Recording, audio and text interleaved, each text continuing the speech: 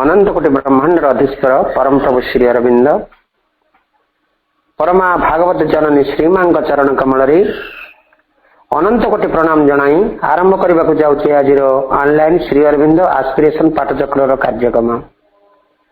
आज ऑनलाइन श्री अरविंद आस्पिरेशन पाठचक्र उपस्थित थिबा समस्त भाई और अपा मान को वंदे मातरम आ प्रणाम।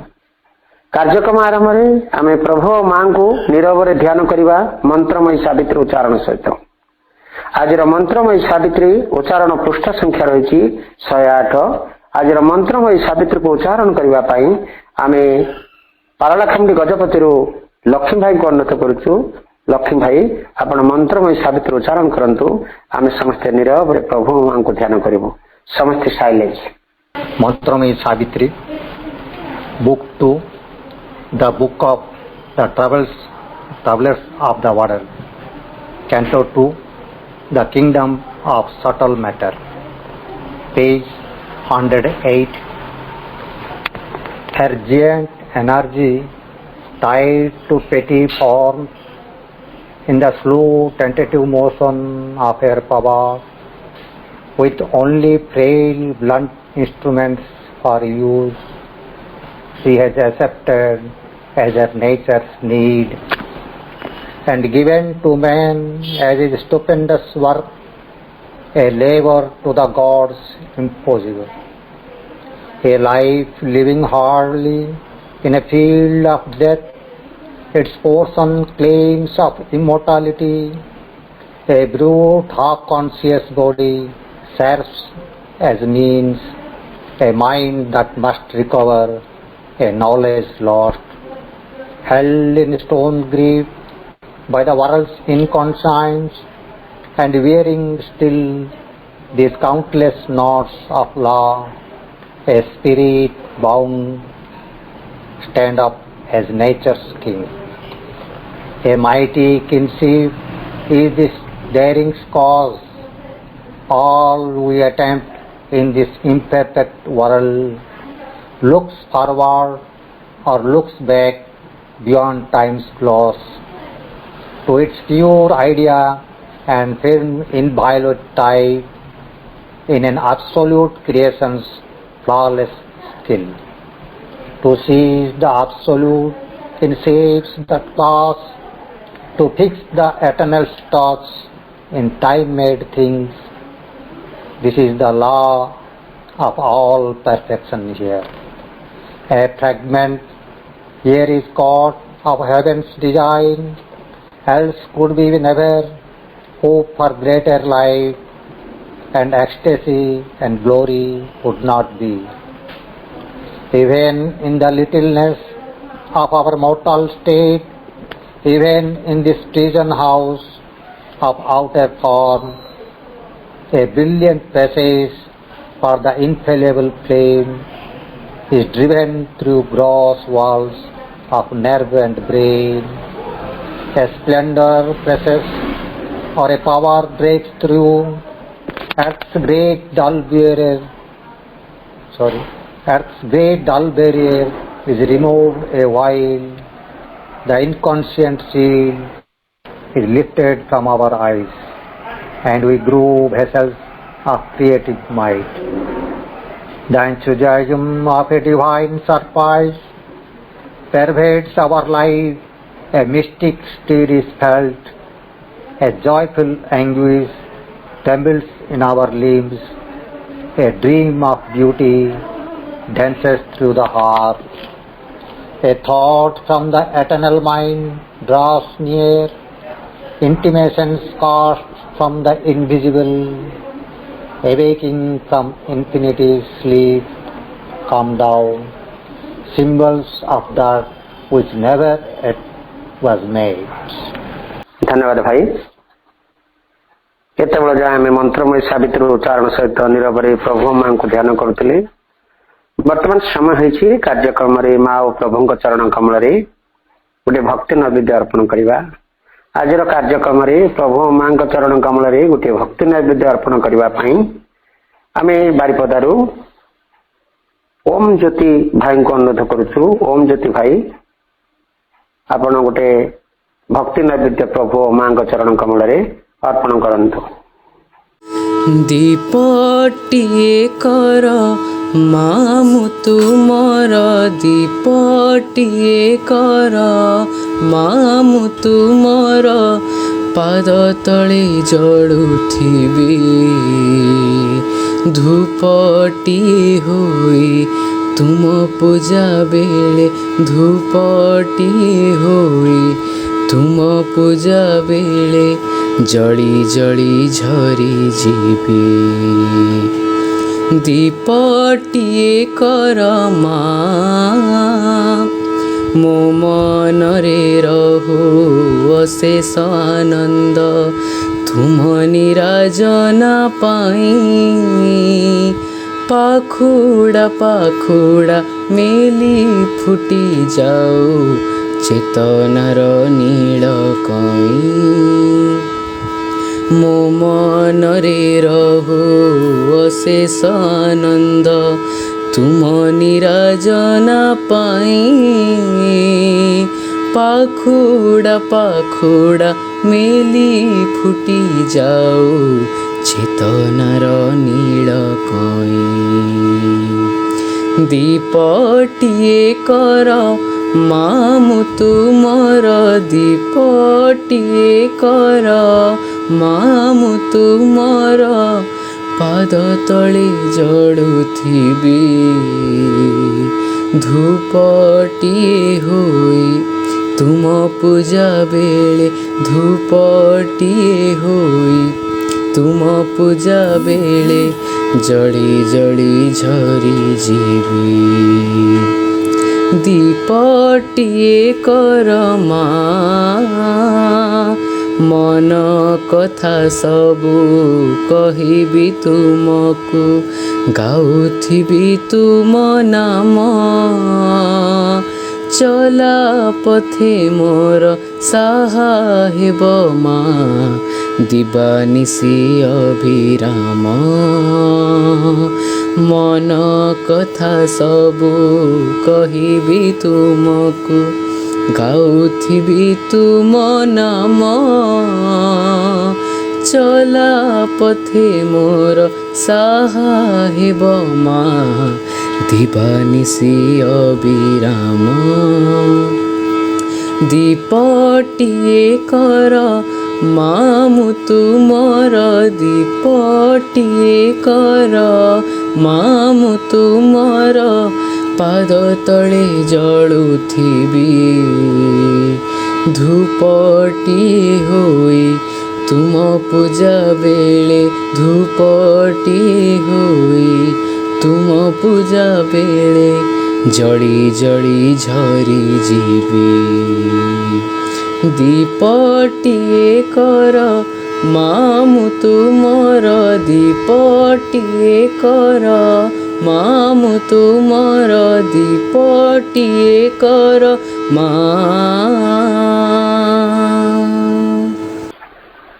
धन्यवाद भाई कुनी भाई आमर आपनकर वंदनार गायकी समस्त हृदय को स्पर्श करिछि मन प्राण हृदय को उन्मिलित कर रखी माँ और प्रभु चरण कमल आपनकर वंदनार स्वर झंकार भाव आपण सब यही प्रभु माँ चरण कमल सुंदर सुंदर वंदना रखुथांतु एवं आम समस्त को प्रभु माँ चरण कमल उन्मिलित कर रखि था।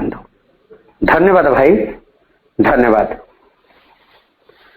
वर्तमान समय है कार्यक्रम आलोचना करवा मातृरचनावली तृतीय खंड जहाँ धारावाहिक भाव में आलोचना कर चली आमर कोटपाड़ कोरापुटू प्रताप भाई आमर गोटे कंटिन्यू डिस्कसन रही प्रभु माँ को आमर जो 1930 और 31 प्रश्नोत्तर कार्यक्रम होता तार आज head of the discussion point रही दैवात घटुवा घटना दैवात घटुवा घटना यही प्रसंग आज आलोचना हम भाई को अनुरोध करवा प्रताप भाई कोटपाड़ कोरापुट भाई आलोचना जारी रखु। श्रीमाता शरणं मम श्री अरविंद शरणं मम एवं दूर दूरांतरु এই অনলাইন পাঠচক্ରରେ ଉପସ୍ଥିତ ସମସ୍ତ ଅପା ଏବଂ ଭାଇମାନେ, ବର୍ଣ୍ଣନାଟି ଅତି ହୃଦୟସ୍ପର୍ଶୀ ଥିଲା ଏବଂ ଯେମିତି ଅନୁଭବ ହଉଥିଲା ପ୍ରତ୍ୟେକ ପଦ ଭିତରେ ଦୀପ କହିଲେ ନିଜକୁ ଦୀପଟିଏ ଭଳି ମନେ ହଉଥିଲା ଏବଂ ଆଖିରେ ଆନନ୍ଦାଶ୍ରୁ ଆସି ଯାଉଥିଲା। ଭାଇ ଏମିତି ଗୀତ ଗାଉଥାନ୍ତୁ। ତେଣୁ ଆଜିର ଯୋଉ ବିଷୟବସ୍ତୁ ରହିଛି ଦୈବାତ୍ ଘଟୁଥିବା ଘଟଣା, ଯାହାକୁ ଆମେ କହୁ ହଠାତ୍ ଯେଉଁ ଘଟଣା ଘଟେ, ସେଇ ଗୁଡିକ ବିଷୟରେ ମା କଣ କହୁଛନ୍ତି? ମା କହୁଛନ୍ତି ଯାହା ହଠାତ୍ ଘଟୁଛି ତାର କିଛି ଶୃଙ୍ଖଳା ବା ସାମଞ୍ଜସ୍ୟତା ନାହିଁ। ଅର୍ଥ, ଯାହାର ପୂର୍ବ ପର କିଛି ସମ୍ପର୍କ ନଥାଇ ହଠାତ୍ କିଛି ଗୋଟେ ଯେତେବେଳେ ଘଟେ ତାକୁ ଆମେ କହୁ ଦୈବାତ୍ ଘଟୁଥିବା ଘଟଣା। ମା ପୁଣି କହୁଛନ୍ତି ଏଇ ଦୈବାତ୍ ଘଟୁଥିବା ଘଟଣା ହଉଛି ଶୃଙ୍ଖଳା ଏବଂ ସାମଞ୍ଜସ୍ୟତାର ବିପରୀତ। ଏବଂ ମା କହୁଛନ୍ତି ଏଇ ବ୍ରହ୍ମାଣ୍ଡରେ ଏକମାତ୍ର ସାମଞ୍ଜସ୍ୟତା ଅଛି, ତାହା କେବଳ ଅତିମାନସର ସାମଞ୍ଜସ୍ୟତା ବୋଲି କୁହାଯାଇପାରିବ। ଯୋଉଠି ପରମ ସତ୍ୟ ସିଧାସଳଖ ଶାସନ କରେ, ଯୋଉଠି ସେଇ ଭଗବାନଙ୍କର ପରମ ବିଧାନ ଅଭିବ୍ୟକ୍ତି ହୁଏ। ତେଣୁ ଅତିମାନସ ଜଗତରେ କୌଣସି ଘଟଣା ଆଦୌ ଦୈବାତ୍ ଭାବରେ ଘଟେ ନାହିଁ। ତେଣୁ ଯାହା କିଛି ଦୈବାତ୍ ଭାବରେ ଘଟୁଛି ତାହା ଆମର ଏହି ନିମ୍ନତର ଜଗତରେ ହିଁ ଘଟୁଛି। କଣ ପାଇଁ ଘଟୁଛି ନା ଆମ ଚେତନାର ସ୍ତର ହିଁ ତାହା, ଯାହା କିଛି ଦୈବାତ୍ ଘଟିବା ପାଇଁ କିଛି ଗୋଟିଏକୁ ଡାକି ଆଣେ। ଏଠି କହୁଛନ୍ତି ନିମ୍ନତର ପ୍ରକୃତିର ସ୍ତରକୁ ଆସି ସେଇ ସର୍ବୋଚ୍ଚ ପରମ ସତ୍ୟ ଅସ୍ପଷ୍ଟତା ଦ୍ୱାରା ଗ୍ରସ୍ତ ହୋଇ ରହୁଛି। ତେଣୁ ସେଇ କ୍ଷେତ୍ରରେ ସେହି ଲକ୍ଷ୍ୟଗତ ଓ କର୍ମଗତ ଦିବ୍ୟ ଏକତ୍ୱଟି ପ୍ରକୃତରେ ଅନୁପସ୍ଥିତ ରହୁଛି। ଯେଉଁ ଏକତ୍ୱଟି ବ୍ୟତୀତ କୌଣସି ଶୃଙ୍ଖଳା କଦାପି ସମ୍ଭବ ହୋଇପାରିବ ନାହିଁ। ଏହି ଏକତ୍ୱଟି ରହିନଥିବା ସମୟରେ ନିମ୍ନତର ପ୍ରକୃତିର କ୍ଷେତ୍ରଟି ଯାହା ଦ୍ୱାରା ଶାସିତ ହୁଏ, ଆମେ ତାହାକୁ ହିଁ ହୁଏତ ଦୈବାତ୍ ଘଟଣା ବା ଆକସ୍ମିକତା ବୋଲି କହିପାରିବା। ପ୍ରତ୍ୟେକ ଜିନିଷ ସାମଞ୍ଜସ୍ୟତାର ସହିତ କେତେବେଳେ ଘଟେ, ଯେତେବେଳେ ଆମେ ଭଗବାନଙ୍କ ସହିତ ଏକତ୍ୱ ସ୍ଥିତିରେ ଥାଉ। ଏବଂ ଏଇ ଏକତ୍ୱର ଅନୁପସ୍ଥିତି ଯେତେବେଳେ ଘଟେ, ଯୋଉ ଏକତ୍ୱ ଯୋଉଠି ନଥାଏ ସେଇଠି ହିଁ ତାହା ନାନା ବିକୃତି ଦେଖାଯାଏ। ଯେମିତି ପ୍ରକୃତି ଦୁଇ ପ୍ରକାରର ରହିଛି, ପରା ପ୍ରକୃତି ଏବଂ ଅପରା ପ୍ରକୃତି। ପରା ପ୍ରକୃତି ମଧ୍ୟରେ ପୁରୁଷ ଏବଂ ପ୍ରକୃତିର ଏକତ୍ୱ ରହିଛି ଏବଂ ଅପରା ପ୍ରକୃତିରେ ପୁରୁଷ ଠାରୁ ବିଚ୍ଛିନ୍ନ ହେଇଛି, ମୂଳରୁ ନୁହେଁ, ବାହ୍ୟତଃ ସେ ବିଚ୍ଛିନ୍ନ ହେଇଛି। ଫଳରେ ସେଇଠି ନାନା ଅସାମଞ୍ଜସ୍ୟତା ଦେଖାଦେଇଛି। ତେଣୁ ଯେତେବେଳେ ଭଗବାନଙ୍କ ସହିତ ବା ପରମଙ୍କ ସହିତ ଆମର ଏକତ୍ୱର ଅନୁପସ୍ଥିତି ରହୁଛି, ସେଇ ସମୟରେ ଆମେ ଯୋଡି ହେଇଯାଉଛୁ ଆଉ କିଛି ଶକ୍ତି ସହିତ। ଅଧିବ ଶକ୍ତି କୁହାଯାଇପାରିବ, ବିରୋଧୀ ଶକ୍ତି କୁହାଯାଇପାରିବ, ଅପଶକ୍ତି କୁହାଯାଇପାରିବ। ଏମିତି ଆମେ ବିଭିନ୍ନ ନାମକରଣ କରାଯାଇପାରେ। ସେ ପ୍ରକାର ନାମକରଣ କରୁଛୁ ମଧ୍ୟ ଆମେ। ତା ଦ୍ୱାରା ଯେତେବେଳେ ଆମେ କଣ ହୁଏ ନା ଆମେ ତା ସହିତ ଯେତେବେଳେ ମିଳିତ ହେଇଯାଉ, ଆମେ ସେତେବେଳେ ଯାହା କିଛି ଘଟେ ଆମ ଜୀବନରେ ତାହା ଆକସ୍ମିକତା ବା ଦୈବାତ୍ ଘଟେ। पुणी माँ कहते ताहा एपरी एक क्षेत्र में परिणत हो रहे जो कि नानाविध परस्पर संघाती शक्ति एकत्र गोलिया मिशा हो रही था एवं सेमानंकर आदौ कौन निर्दिष्ट लक्ष्य न थाए।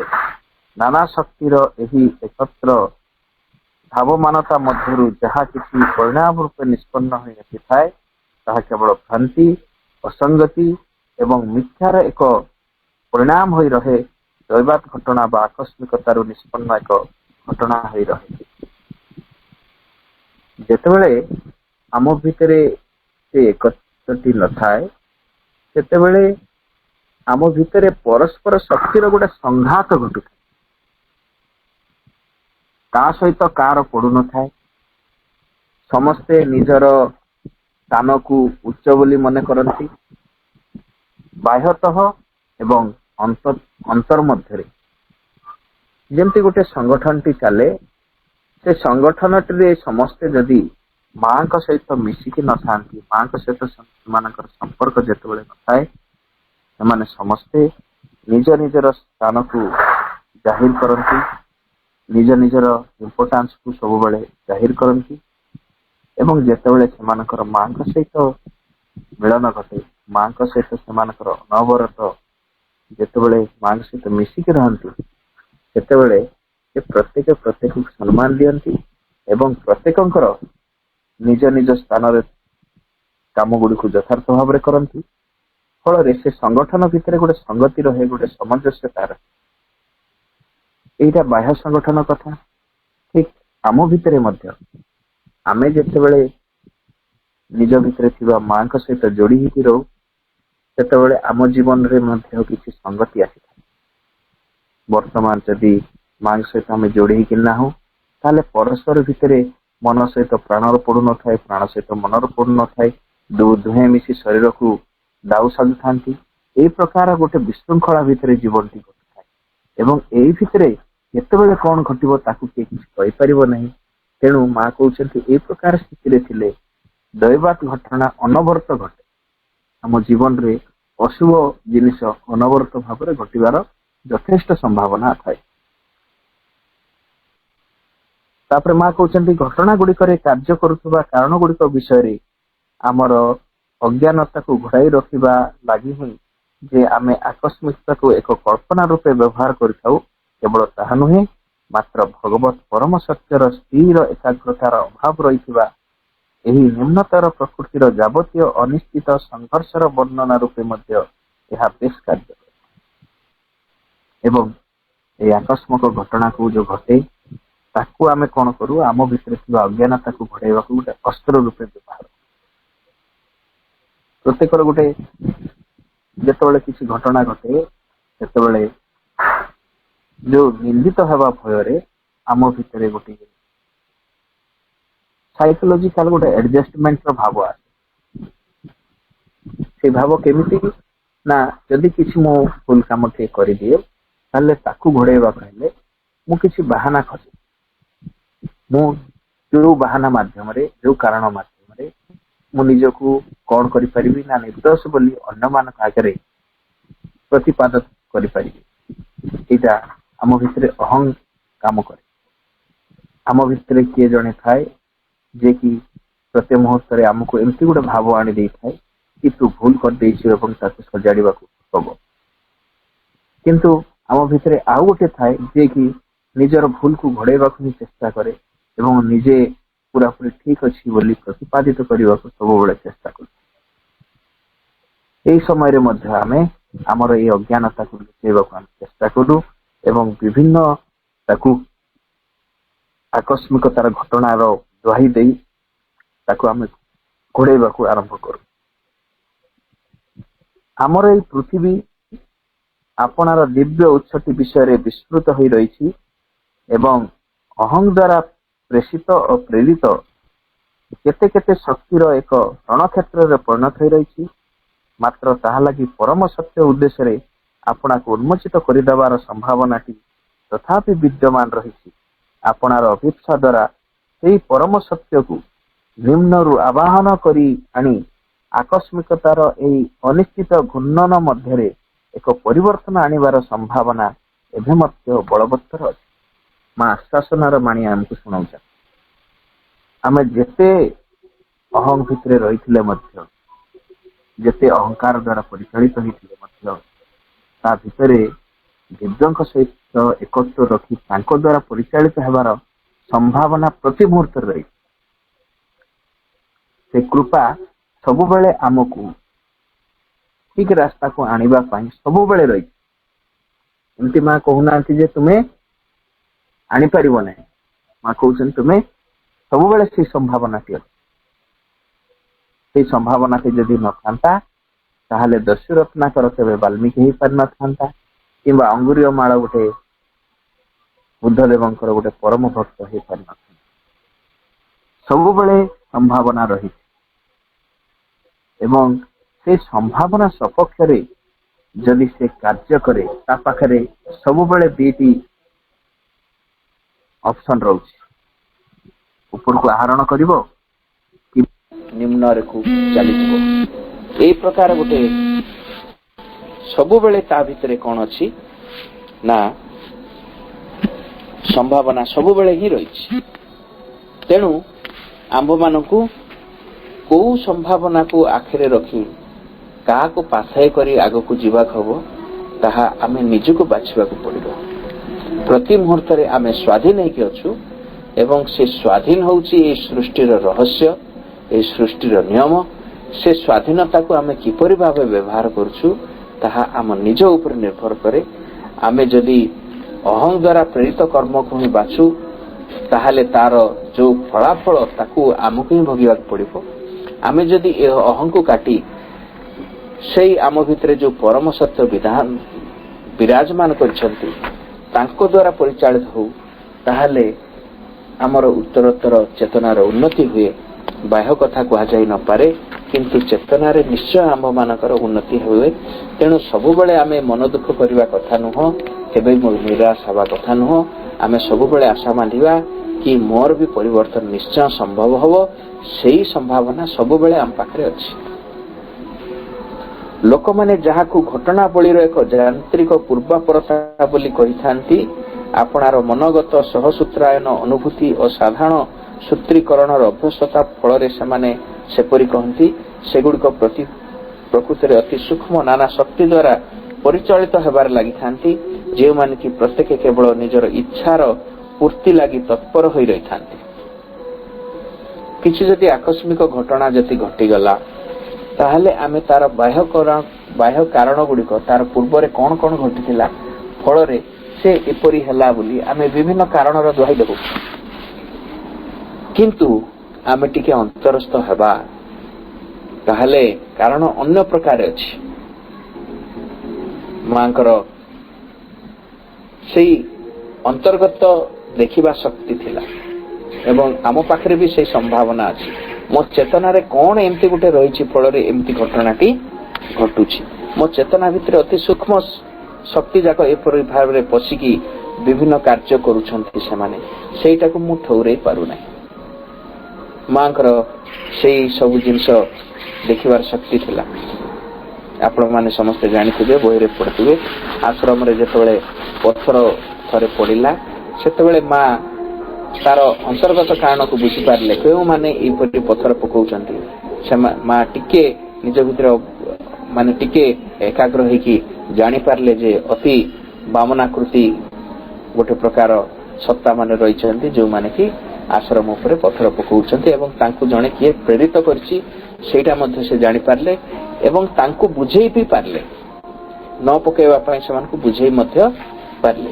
ଠିକ ସେମିତି ଆମ ଜୀବନରେ ମଧ୍ୟ ପ୍ରତ୍ୟେକ ସମୟରେ ଏପରି ସତ୍ତା ମାନେ ପଶିକି ନାନା ଗଣ୍ଡଗୋଳ କରୁଛନ୍ତି, ଫଳରେ ସେଇ ପ୍ରକାର ଘଟଣା ବା ଦୈବାତ ଘଟଣା ଗୁଡ଼ିକ ଆମ ଜୀବନରେ ଘଟୁଛି, କିନ୍ତୁ ଆମେ ତାକୁ ଜାଣିପାରୁନାହିଁ।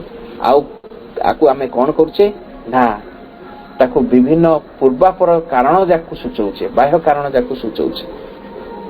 କଣ, ମୁଁ ହଠାତ୍ ରାଗିଗଲି ଏବଂ କହିଲି ସେ ମତେ ସେମିତି କଥା କହିଲା ତେଣୁ ମୁଁ ରାଗିଗଲି। ତା ପୂର୍ବରୁ ସେମିତି ସେ କେତେ କଥା କହିଥିବ କିନ୍ତୁ ଆପଣଙ୍କୁ ରାଗ ଆସିନଥିବ, କିନ୍ତୁ ଏଇ ମୁହୂର୍ତ୍ତରେ କାହିଁକି ରାଗ ଆସିଲା? ନା ସେମିତି ଗୋଟେ ଶକ୍ତି ଦ୍ୱାରା ଆପଣ ନିଜକୁ ଛାଡି ଦେଇଛନ୍ତି, ତା ହାତରେ ନିଜକୁ ଗୋଟେ ଖେଳନା ପରି ଛାଡ଼ି ଦିଅନ୍ତି, ସେ ଯେପରି ନଚଉଛି ସେପରି ନାଚୁଛନ୍ତି।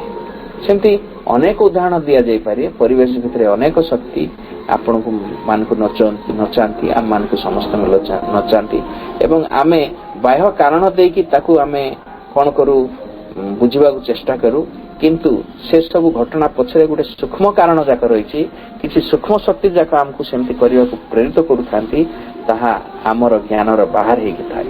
କିନ୍ତୁ ଯେତେବେଳେ ଜଣେ ଜୈବ ସାଧନା କରିବାକୁ ଆରମ୍ଭ କରେ, ସେତେବେଳେ ସେଇ ଅନ୍ତର୍ଗତ ଶକ୍ତି ମାନଙ୍କ ଦେଖିବାରେ ସମର୍ଥ ହୁଏ ଏବଂ ସେ ତାକୁ ପରିବର୍ତ୍ତନ କରିଦେବାର ମଧ୍ୟ ତା ପାଖରେ ସେ ସାମର୍ଥ୍ୟଟି ଆସେ। ଏବଂ ଆମ ପାଖରେ ଆମ ସହିତ ମା ଅଛନ୍ତି। କମ ସେ କମ ଯଦି ଜଣେ କିଛି କରିନପାରେ, ତାହେଲେ ଯଦି ମାଙ୍କୁ ନିବିଡ଼ ଭାବେ ପ୍ରାର୍ଥନା କରିପାରେ, ତାହେଲେ ମା ମଧ୍ୟ ସେ ସବୁକୁ ପରିବର୍ତ୍ତନ କରିଦେଇ ପାରନ୍ତି। ଏହି ଅଧିକ ଶକ୍ତି ଗୁଡ଼ିକ ପାଖରେ ପୃଥିବୀ ବର୍ତ୍ତମାନ ଏତେ ବେଶୀ ଅଧୀନ ହୋଇ ରହିଛି ଯେ କେବଳ ଏଥିଲାଗି ସଂଗ୍ରାମ କରିବା ବ୍ୟତୀତ ଅନ୍ୟ କୌଣସି ବାଟରେ ପରମ ସତ୍ୟର ସେହି ବିଜୟଟିକୁ ହାସଲ କରିବା ଲାଗି ଆଉ କୌଣସି ସମ୍ଭାବନା ନାହିଁ। ମା କହୁଛନ୍ତି, ଯଦି ପରମ ସତ୍ୟକୁ ପାଇବାକୁ ଚାହୁଁଛ, ତାହେଲେ ଆ ବିରୁଦ୍ଧରେ ପ୍ରଥମେ ଯୁଦ୍ଧ କରିବାକୁ ପଡ଼ିବ। ଯେମିତି ତୁମ ଜାଗାଟିକୁ ଯଦି ଅନ୍ୟ ଜଣେ ଅକ୍ତିଆର କରିଛି ଏବଂ ତୁମେ ସେଇ ଜାଗାରେ ଘରଟିଏ ତିଆରି କରିବାକୁ ଚାହୁଁଛ, ତାହେଲେ ପ୍ରଥମ କାମ ହବ ସେଇ ଲୋକକୁ ଯୁଦ୍ଧ କରି ସେ ଜାଗାରୁ ହଟାଇ ଦେବାକୁ ପଡ଼ିବ। ଠିକ ସେମିତି ଏହି ପୃଥିବୀରେ ବର୍ତ୍ତମାନ ଅଦିବ୍ୟ ଶକ୍ତିଙ୍କର ରାଜ ଚାଲିଛି, ସେମାନଙ୍କର ରାଜତ୍ୱ ଚାଲିଛି। ତାହା ନୁହେଁ ଯେ ଏ ପୃଥିବୀ ହଉଛି ସେମାନଙ୍କର। ସାବିତ୍ରୀରେ ଗୋଟେ ବାକ୍ୟଟି ରହିଛି କି ଏ ପୃଥିବୀକୁ ଯିଏ ସୃଷ୍ଟି କରିଛନ୍ତି ସିଏ ହିଁ ଆର ଶାଶ୍ୱତ ପ୍ରଭୁ। One who built this world is ever its master. ଏହାର ସେ ଚିରଦିନ ପାଇଁ ପ୍ରଭୁ ଯିଏ ସୃଷ୍ଟି କରିଛନ୍ତି। ଭଗବାନ ଏ ପୃଥିବୀକୁ ସୃଷ୍ଟି କରିଛନ୍ତି ଏବଂ ଭଗବାନ ହେଉଛନ୍ତି ଆର ଏ ପୃଥିବୀର ଶାଶ୍ୱତ ପ୍ରଭୁ, ସେ ଚିରଦିନ ପାଇଁ ରହିବେ। କିନ୍ତୁ ବର୍ତ୍ତମାନ ଆମର ଅବସ୍ଥାକୁ ଦେଖିକି ଆମେ ଯେଉଁ ଅବସ୍ଥାରେ ଅଛୁ, ସେ ଅବସ୍ଥାରେ ଗୋଟିଏ ଅନିବାର୍ଯ୍ୟତା ଭିତରେ ଅଦିବ୍ୟ ଶକ୍ତିର ଶାସନଟିଏ ଚାଲିଛି ଏବଂ ଆମେ ଯେତେ ଯେତେ ପରିବର୍ତ୍ତନ ହେଇଯିବା ଏ ଅଦିବ୍ୟ ଶକ୍ତି ମାଧ୍ୟମରେ ଇନଡାଇରେକ୍ଟଲି ଆମେ କଣ କରୁଛେ, କଷ୍ଟ ପାଇ ପାଇ ପାଇ ପାଇ ଭଗବାନଙ୍କୁ ଖୋଜୁଛେ। କିନ୍ତୁ ଯେତେବେଳେ ଏ ଖୁସି ଭିତରେ ଆମେ ଭଗବାନଙ୍କୁ ପାଇବାକୁ ଇଚ୍ଛା କରିବା, ସେତେବେଳେ ଏ ଅଦିବ୍ୟ ଶକ୍ତି ମାନଙ୍କର କିଛି ଆବଶ୍ୟକତା ରହିବ ନାହିଁ। ତେଣୁ ଏଇ ଅଦିବ୍ୟ ଶକ୍ତି ମାନେ ଯୋଉ ରହିଛନ୍ତି, ଏମାନଙ୍କର ଆବଶ୍ୟକତା ରହିଛି, ଯେହେତୁ ଆମେ ଚେତନାର ସେଭଳି ଏକ ସ୍ତରରେ ରହିଛୁ। ତେଣୁ ଆମ୍ଭମାନଙ୍କୁ ସେଇ ପ୍ରକାର ଗୋଟିଏ ମାଡ ମାରିକି ନେବାର ପର୍ଯ୍ୟାୟ ଭିତରେ ଦେଇକି ଆମକୁ ଗତି କରିବାକୁ ହଉଛି। ଆମେ ଟିକେ ଯଦି ନିଜର ଚେତନାର ପରିବର୍ତ୍ତନ ଆଣିପାରିବା, ତାହେଲେ ଘୋଷାଡ଼ି ହେଇକି ନେଇଯିବାର କିଛି ଆବଶ୍ୟକତା ପଡ଼ିବନି। ତେଣୁ ପ୍ରଥମ କାର୍ଯ୍ୟ, ଯଦି ଏହି ପୃଥିବୀରେ ଆମେ ପରମ ସତ୍ୟକୁ ପ୍ରତିଷ୍ଠା କରିବାକୁ ହେଲେ ପ୍ରଥମ କାର୍ଯ୍ୟ ହବ ସେଇ ଅଦିବ୍ୟ ଶକ୍ତି ବିରୁଦ୍ଧରେ ଯୁଦ୍ଧ ଘୋଷଣା। ସେ ଯୁଦ୍ଧ ଘୋଷଣା ବାହ୍ୟରେ ନୁହେଁ, ନିଜ ଅନ୍ତର ଭିତରେ ହିଁ ପ୍ରଥମେ ଯୁଦ୍ଧଟିକୁ ଆମକୁ କରିବାକୁ ପଡ଼ିବ ଏବଂ ତାହିଁରେ ଯେତେ ଯାହା ଘଟୁ ପଛେ ଆମକୁ ଲଢ଼ିବାକୁ ପଡ଼ିବ ଏବଂ ମାଙ୍କର ଶକ୍ତି ସାହାଯ୍ୟରେ ସେମାନଙ୍କୁ ଦିନେ ଆମେ ନିଶ୍ଚୟ ଜିତିବା।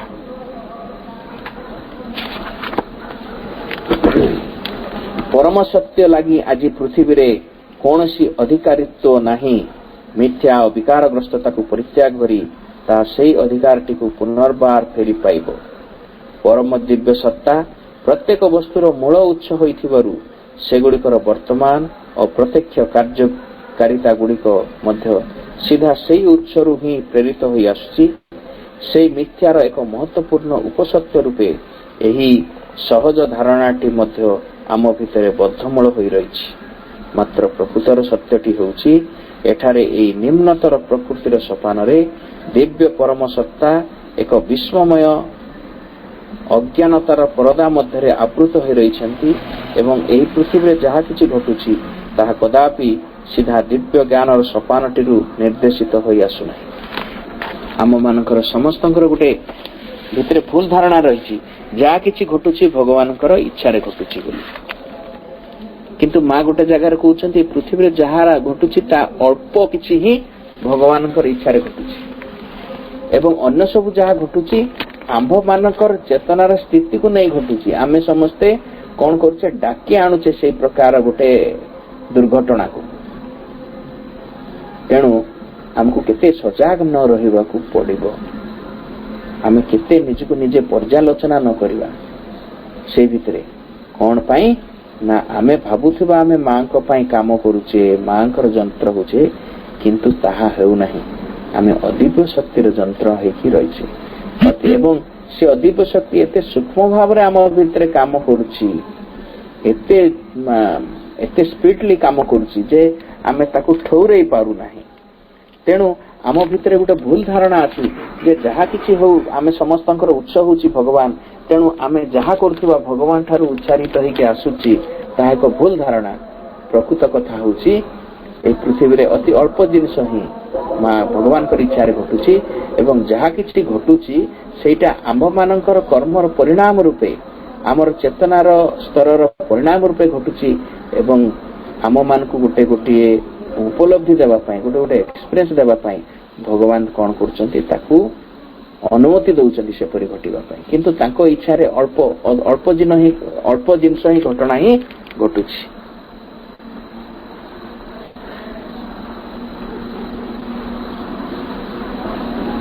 सबु किछि समान भाव रे से दिव्य परम सत्तांकर इच्छाटी को प्रकट करि दउछंती ए भारी सुविधाजनक सिद्धांत रूपे प्रतिकूल प्रभाव गुड़िक आम आगरे ताहाकु बाढ़ी रखिछंती जहाँ जहाँ प्रतिकूल प्रभाव घटुची ताकू भी कहूछु आमे कौन भगवान कर इच्छा रे ही घटुची एई प्रकार एक आमे कौन करू ना गोटे प्रकार जुक्ति दउ जुक्ति देई ही सहज भाव रे आमे मुकुल जीवाकु चेष्टा करू किंतु ताहा सेपरि घटे नहीं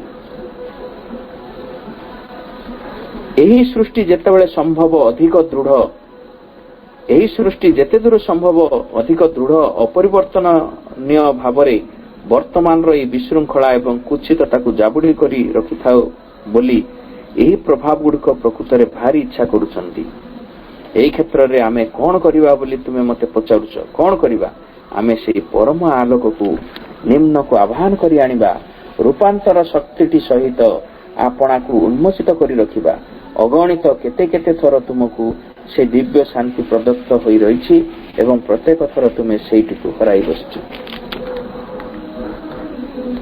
बारंबार बारंबार जेते मन कर गोटे जगह रे मशा माछींकर वासस्थान अछि कोन पई ना से जगाटी तांको पई उत्कृष्ट होई रहिछि निश्चय दुर्गंधमय युक्त होइथिबो अपरिष्कृत होई रहिथिबो संथ संथिया होई रहिथिबो तेणु मशा माछींकर आश्रय स्थल होइथिबो तेणु आमे सेठी रही कि जेते बाडे पिटे हेले मशा मान को हाथ रे जेते भी तोड़िले से माने जाई परिबे नाही आमे एपटरु तोड़िले सेपटरु पसिले सेपटरु तोड़िले एपटरु पसिले तेणु हमको कौन करिया पड़िबो ना से जगाटी को सफा कर देबा पड़िबो ताहाले से माने मध्य सफा हो जिवे ठीक सेमिति से जगाटी सफा हबो केमिति ना किछि गुडे सफा करबा जिंस सेठी आसी जेतबेले पहुंची जीवो जे कि सबु किछि को शुद्ध करि देई पारे सेही प्रकार जिंस जदि सेठी पहुंची जीवो अर्थात सेही आलोक को सेही भगवान कर आलोक को जेतबेले आनी आमे कोन करिबा ना एई अदिव्य शक्ति उपरे पकेबा सेही आलोक को निम्न को जेतबेले उद्धारी आनिबा सेतबेले एही आलोक भितरे से सबु अदिव्य शक्ति जाक धीरे धीरे धीरे धीरे रूपांतरित होबा पारे आरंभ करिवे एवं रूपांतर शक्ति सम्मुख रे आपना को उन्मोचित करी रखिबा अगणित केते केते थर तुमको सेही दिव्य शांति प्रदत्त होई रहिछि और प्रथमे सेइटु को हराई बसछ कारण तुम भितरे एपरि एक उपादान तथापि रहिछि ଯାହାକି ଆପଣର କ୍ଷୁଦ୍ର ଅହଂକରିତ ଅବସ୍ଥା ଦିନଚର୍ଯ୍ୟାଟିକୁ ପରିହାର କରିବା ଲାଗି ଆଦୌ ସମ୍ମତ ହେଉନାହିଁ। ଆମେ କେବେ ବି ପୁରୁଣାକୁ ଛାଡ଼ିବାକୁ ଚାହୁଁନା, ସବୁବେଳେ ତାକୁ ଜାବୁଡ଼ି ଧରିକି ରହିଛୁ। ତେଣୁ କଣ ହେଇଛି ନା ପ୍ରଥମେ ଆମେ ନିଜକୁ ନିଜେ ପଚାରିବା, ଆମେ ଘର ଭିତରେ ଆବଦ୍ଧ ହେଇକି ରହିଛେ ଏବଂ ସେଇ ଘର ଯୋଗୁଁ ଆମେ ମାଙ୍କର କାମ କରିପାରୁନେ। ଅନେକ ଅପା ଭାଇଙ୍କୁ ପଚରାଯାଏ, ଆଜି ସେଇଠି ଟିକେ ମାଙ୍କର କାମ ଅଛି ଆସନ୍ତୁ। ନା ଭାଇ ଘରେ ଆଜି ମିସ୍ତ୍ରୀ ମାନେ ଆସିବେ, ଘର କାମ ଅଛି। ନା ଭାଇ ଆଜି ଝିଅକୁ ଦେଖିବାକୁ ଆସୁଛନ୍ତି, ସେଇଠି ମତେ ରହିବାକୁ ପଡିବ। ନାଇଁ ଭାଇ ଆଜି ଘରକୁ କିଏ ଗେଷ୍ଟ ଆସୁଛନ୍ତି, ମତେ ରହିବାକୁ ପଡିବ। ଏମିତି ନାନା ବାହାନା ଦେଖାଉଛି। କିନ୍ତୁ ଆମେ କଣ କରୁଛେ, ସେ ବାହାନାକୁ ନିଜେ ଜାବୁଡ଼ି ଧରିଛେ, ତାକୁ ଛାଡିବାକୁ ଚାହୁଁନେ। ଅନେକଙ୍କର ସେମିତି ଅସୁବିଧା ହେଇଛି।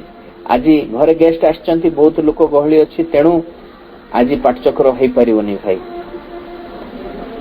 ଏତିକି ତ ହେଇପାରିଥାନ୍ତା, ଯୋଉ ଗେଷ୍ଟ ମାନେ ଆସିଥାନ୍ତେ ସେମାନଙ୍କୁ ବି ଧରିକି ପାଠଚକ୍ରରେ ବସେଇଥାନ୍ତେ। ଫଳରେ କଣ ହେଇଥାନ୍ତା, ସେ ପାଠଚକ୍ରଟି ଆଉ ବିସ୍ତୃତ ହେଇଥାନ୍ତା। ଆଉ ଆପଣଙ୍କର ଗେଷ୍ଟ ମାନେ ଆପଣଙ୍କ ପାଖକୁ ଆସିକି ଗୋଟେ ଅନନ୍ୟ ଅନୁଭୂତି ନେଇକି ଫେରିଥାନ୍ତେ ଏବଂ ଗୋଟେ ନୂତନ ଚେତନା ନେଇକି ଫେରିଥାନ୍ତେ। ଏମିତି ଗୋଟେ ଜିନିଷ ଏଇ ଅଛି ଏବଂ ଆମ ଅତି ନିକଟରେ ଅଛି, ସେଇଟା ମଧ୍ୟ ସେମାନେ ହୃଦଗମ କରିପାରିଥାନ୍ତେ। ତେଣୁ ଆମେ ସେଇ ସବୁ କରୁନେ, ପୁରୁଣାକୁ ହିଁ ଜାବୁଡ଼ି ଧରିବାକୁ ବସିଛେ। ଯଦି ତୁମେ ଅନୁକ୍ଷଣ ସତର୍କ ହୋଇ ନ ରହ, ତେବେ ତୁମର ପ୍ରକୃତି ଅବତରଣକାରୀ ସେ ପରମ ସତ୍ୟ ଠାରୁ ପୂର୍ଣ୍ଣ ହୋଇ ରହିବା ପରେ ମଧ୍ୟ ପୁନର୍ବାର ସେ ପୁରାତନ ମୃତ୍ୟୁଧର୍ମୀ ଅଭ୍ୟସ୍ତତା ଗୁଡ଼ିକୁ ମଧ୍ୟ ଜାବୁଡ଼ି ଚାଲି ଆସିବ, ବାହୁଡ଼ି ଚାଲି ଆସିବ। ଜଣେ ଉର୍ଦ୍ଧ୍ୱକୁ ଉଠିଗଲା ପରେ କେବେ ମଧ୍ୟ ଅନୁମାନ କରିବା ନାହିଁ କିମ୍ବା ନିଜକୁ ଏପରି ଭାବରେ ଗୋଟେ ଓଭର କନଫିଡେନ୍ସ ହେବା ନାହିଁ ଯେ ଆଉ ଆମର କିଛି ହବ ନାହିଁ। ପ୍ରତ୍ୟେକ ସମୟରେ ଆମକୁ ଜଗି ରହିବାକୁ ପଡିବ। ସେ ଯେତେ ଉଚ୍ଚାକୁ ରହିଲେ ମଧ୍ୟ ସେ ଉଚ୍ଚାରେ ଯଦି ସେ ପ୍ରତିଷ୍ଠିତ ହେଇପାରିଲା ନାହିଁ, ସେ ଉଚ୍ଚାଟାକୁ ସେ ଚିରଦିନ ପାଇଁ ଜାବୁଡ଼ି ଧରି ପାରିଲା ନାହିଁ, ତାହେଲେ ପଛକୁ ଫେରି ଯିବାର ମଧ୍ୟ ସମ୍ଭାବନା ବହୁତ ଅଛି। ତେଣୁ ଆମକୁ ସବୁ ସମୟରେ ଜଗି ରହିବାକୁ ପଡିବ। ଏବଂ ମା କହୁଛନ୍ତି এই ସଂଗ୍ରାମଟି ହେଉଛି କଣ ନା ପୁରାତନ ଏବଂ ନୂତନର ସଂଗ୍ରାମ। ତେଣୁ ଆମକୁ ସବୁବେଳେ ସେ ନୂତନ ବା ଭବିଷ୍ୟତକୁ ଆମ ଜୀବନର ଲକ୍ଷ୍ୟ ରୂପେ ନେଇକି ସବୁବେଳେ ସେ ଅତୀତ ବିରୁଦ୍ଧରେ ଯୁଦ୍ଧ କରିବାକୁ ପଡିବ ଏବଂ ସେଇ ପରମ ବିଧାନ ଏବଂ ପରମ ଶୃଙ୍ଖଳାକୁ ଏଠି ଉଦ୍ଘାଟିତ କରିବାକୁ ପଡିବ। ତେଣୁ ଆମେ ସବୁବେଳେ ସେଇ ମାଙ୍କ ପ୍ରତି ସବୁବେଳେ ଆସ୍ଥାବାନ ହେଇକି ରହିବା ଏବଂ ତାଙ୍କର ରାଜତ୍ୱଟି ଏଇ ପୃଥିବୀରେ ପ୍ରତିଷ୍ଠିତ ହଉ ବୋଲି ସବୁବେଳେ ଆଶା ରଖିବା ଏବଂ ତାକୁ ନେଇ କାମ କରିବା। ତାପରେ ଆମ ଜୀବନରେ ଆକସ୍ମିକତା ବୋଲି କିଛି ରହିବ ନାହିଁ। ବର୍ତ୍ତମାନ ଏହି ଟପିକଟି ସରୁଛି ଏବଂ ଦ୍ୱିତୀୟ ଟପିକକୁ ଯିବା, ଯେଉଁ ଟପିକରେ ମା ପ୍ରସଙ୍ଗ ରଖିଛନ୍ତି ଦେଶ ଓ କାଳର ବିଭିନ୍ନ ପ୍ରକାର ପ୍ରାଣିକ ସ୍ତରରେ ନିର୍ଭୟତା। ମା ଏଠି କହୁଛନ୍ତି ଦେଶ ଓ କାଳର ଆରମ୍ଭ କଦାପି ମନୋଗତ ଚେତନା ମଧ୍ୟରେ ସୀମାବଦ୍ଧ ହୋଇ ରହିନାହିଁ। ଦେଶ ଓ କାଳ ସମଗ୍ର ବିଶ୍ୱ ଅସ୍ତିତ୍ୱର ହିଁ ମୂର୍ତ୍ତ ରୂପ ହୋଇ ରହିଛନ୍ତି। କେବଳ ବିଭିନ୍ନ ସ୍ତରରେ ସେମାନେ ଭିନ୍ନ ଭିନ୍ନ ରୂପ ହୋଇ ରହିଛନ୍ତି। ପ୍ରତ୍ୟେକ ଜଗତର ସ୍ୱକୀୟ ଦେଶ ଓ ସ୍ୱକୀୟ କାଳ ରହିଛି। ଶ୍ରୀ ଅରବିନ୍ଦ ତାଙ୍କ ସାବିତ୍ରୀ ମହାକାବ୍ୟରେ ସେ ବିଭିନ୍ନ ଜଗତକୁ ଯାଇଛନ୍ତି ଏବଂ ସେଇ ଜଗତର ବର୍ଣ୍ଣନା କରିଛନ୍ତି। ଶ୍ରୀ ଅରବିନ୍ଦଙ୍କର ଯୋଉ ସାବିତ୍ରୀ ମହାକାବ୍ୟ କିଛି ସମୟ ପୂର୍ବରୁ ପ୍ରାରମ୍ଭରେ ଆମେ ଯେତେବେଳେ ଗୋଟେ ଭାଇଟି ପଢିଲେ, ସେଇଠି ସଟଲ ଫିଜିକାଲ ଲେଭେଲର କଥା କହୁଥିଲେ। ଶ୍ରୀ ଅରବିନ୍ଦ ବର୍ଣ୍ଣନା କରୁଛନ୍ତି ସୂକ୍ଷ୍ମ ଭୌତିକ ଜଗତ, ସେଇ ଭିତରେ ଶ୍ରୀ ଅରବିନ୍ଦଙ୍କ ପ୍ରବେଶ ଘଟିଛି ଏବଂ ସେ ଜଗତ ଭିତରେ ସେ ଯାହା ଏକ୍ସପିରିଏନ୍ସ କରିଛନ୍ତି, ସେ ଜଗତ ଭିତରେ ଯାହା ଦେଖିଛନ୍ତି, ତାକୁ ସେ ସାବିତ୍ରୀ ମହାକାବ୍ୟ ଭିତରେ ବର୍ଣ୍ଣନା କରିଛନ୍ତି। ସେମିତି ଅସଂଖ୍ୟ ଜଗତ ରହିଛି। କେବଳ ମନର ହିଁ ଗୋଟେ ଜଗତ ଭିତରେ ସୀମାବଦ୍ଧ ନାହିଁ, ଅନେକ ପ୍ରକାର ଜଗତ ରହିଛି ଏବଂ ସେ ଅନେକ ଜଗତର ତାର ଗୋଟେ ସ୍ପେସ୍ ଅଲଗା ଏବଂ ତାର ଟାଇମ ଗୋଟେ ଅଲଗା ଏବଂ ଆମେ ଯୋଉ ଦେଶରେ ବାସ କରୁଛେ, ଆମେ ଯୋଉ ସ୍ଥାନରେ ବାସ କରୁଛେ, ତାର ମଧ୍ୟ ସ୍ପେସ୍ ଏବଂ ଟାଇମ ଅଲଗା ହେଇକି ରହିଛି। ଠିକ ସେମିତି ସମସ୍ତଙ୍କର ଅଲଗା ଅଲଗା ହେଇକି ରହିଛି। ତେଣୁ ଏଇ ଭୌତିକ ଜଗତରେ ଦେଶ କାଳ ବୋଲି ଆମେ ଯାହା ପ୍ରତ୍ୟକ୍ଷ କରୁଛୁ, ମନଗତ ଜଗତର ଦେଶ କାଳ ସେଇଠି ସହିତ ମୋଟେ ଖାପ ଖାଇବେ ନାହିଁ। ଭୌତିକ ଜଗତରେ ଯୋଉ ଜାଗାକୁ ବୁଝଉଛେ ବା ଯୋଉ ଟାଇମକୁ ବୁଝଉଛେ, ସେଇଟା ମନ ଜଗତର ଦେଶ କାଳ ସହିତ ରହିପାରିବନି। କଣ ପାଇଁ? ମନ କ୍ଷେତ୍ରରେ ମନ ରାଜ୍ୟ ଏମିତି ଅଛି, ନିଜର ଖୁସି ଅନୁସାରେ ଇଚ୍ଛା ଅନୁସାରେ ସେ ଆଗକୁ ଯାଇପାରିବ, ପଛକୁ ବି ଯାଇପାରିବ। ଆପଣ ଗୋଟେ କଥା ମନେ ପକାନ୍ତୁ, ଆପଣ ଭୌତିକ ଜଗତରେ ଆପଣ କେବଳ ଆଗକୁ ଯିବାର ହିଁ ସମ୍ଭାବନା ଅଛି, ସେଇଟା ବି ଗୋଟେ ଲିମିଟ ସ୍ପିଡରେ, କିନ୍ତୁ ଆପଣ ପଛକୁ ଯାଇପାରିବେନି। ଅର୍ଥ, ଆପଣଙ୍କୁ ଯଦି 20 ବର୍ଷ ହେଇଯାଇଛି, ତାହେଲେ ଭୌତିକ ଜଗତରେ ଆପଣଙ୍କର 5 ବର୍ଷକୁ ଯାଇପାରିବେନି, କି ଆପଣଙ୍କର 25 ବର୍ଷକୁ ଯାଇପାରିବେନି। କିନ୍ତୁ ମନ ସ୍ତରରେ, ମନର ଯୋଉ ଜଗତ ରହିଛି, ମନ ସ୍ତରରେ ଆପଣ ପଛକୁ ବି ଯାଇପାରିବେ। ମନର ଯଦି ପଳେଇବେ, ଆପଣଙ୍କର ପିଲାଦିନକୁ ବି ଯାଇପାରିବେ, ଆପଣଙ୍କର ବୁଢା ବୟସକୁ ବି ଯାଇପାରିବେ, ଆପଣଙ୍କର 20 ବର୍ଷ ଯଦି ହେଇଛି 25 ବର୍ଷକୁ ଯାଇପାରିବେ। ତା ଭିତରେ କିଛି ଟାଇମର ରେଷ୍ଟ୍ରିକ୍ସନ ନାହିଁ। କିନ୍ତୁ ଭୌତିକ ଜଗତରେ ଆପଣ ସେୟା କରିପାରିବେ ନାହିଁ। ଭୌତିକ ଜଗତରେ ଆପଣ ଯଦି ଏଇ ଜାଗାରୁ ସେଇ ଜାଗା ବୁଲିବେ, ତାହେଲେ ବି ତାଇରେ ବି କିଛି କଣ ରହିଛି ନା ବିଭିନ୍ନ କଠିନତା ରହିଛି, ଆପଣ ଏମିତି ଯାଇପାରିବେନି। ଏଠୁ ଯଦି ଆପଣ ଭୌତିକ ଜଗତରେ ପଣ୍ଡିଚେରୀ ଯିବାକୁ ଚାହିଁବେ, ତାହେଲେ ଆପଣଙ୍କୁ ବସର ଟିକେଟ କରିବାକୁ ପଡିବ କିମ୍ବା ଟ୍ରେନର ରିଜର୍ଭେସନ କରିବାକୁ ପଡିବ, ତାପରେ କେତେ ତିଆରି ହେବାକୁ ଯାଇକି ଯିବାକୁ ପଡିବ। କିନ୍ତୁ ଯଦି ମନରେ ପଣ୍ଡିଚେରୀ ଯିବାକୁ ଚାହୁଁଛନ୍ତି ମନ ଜଗତରେ, ଆପଣଙ୍କୁ କିଛି ଟିକେଟ କାଟିବାକୁ ପଡିବନି, ହଠାତ୍ ଯାଇକି ପହଞ୍ଚିବେ ସେଇଠି। ତ ଏଇଠି ଜଗତର ଯୋଉ ମନ ଜଗତ ଅଛି, ତାର ଜଗତ କଣ ହେଇଛି ନା ଅତୀତ ସହିତ ସିଏ ଅତୀତକୁ ବି ଯାଇପାରିବ ଏବଂ ଭବିଷ୍ୟତକୁ ବି ଯାଇପାରିବ। କୌଣସି ବ୍ୟକ୍ତି ବିଷୟରେ ଭାବିଲା ମାତ୍ରକେ ଆମେ ସଙ୍ଗେ ସଙ୍ଗେ ତାହାର ସାହଚର୍ଯ୍ୟ ଲାଭ କରୁ। ଯେମିତି ଏବେ କିଛି ସମୟ ପୂର୍ବରୁ ଯୋଉ ଭାଇଟି ବନ୍ଦନା ଗାଉଥିଲେ, ଗୋଟେ ଗୋଟେ ଶବ୍ଦ ଭିତରେ ଆମେ ସେଇ ଜଗତକୁ ପଳଉଥିଲୁ। ସେଇଟା ମାନେ କୋଉ ଜଗତରେ ଯାଉଥିଲୁ ନା ଆମ ମନ ଜଗତ ଭିତରେ ଆମେ ସେ ଶବ୍ଦ ଯାକୁ ନେଇକି ବିଚରଣ କରୁଥିଲୁ। ତେଣୁ ଆମେ ଯେତେବେଳେ ଯାହା କଥା ଭାବୁ, ସାଙ୍ଗେ ସାଙ୍ଗେ ଆମ ମନଟି ତା ପାଖକୁ ଚାଲିଯାଏ। ଏବଂ ଜଣେ ଯଦି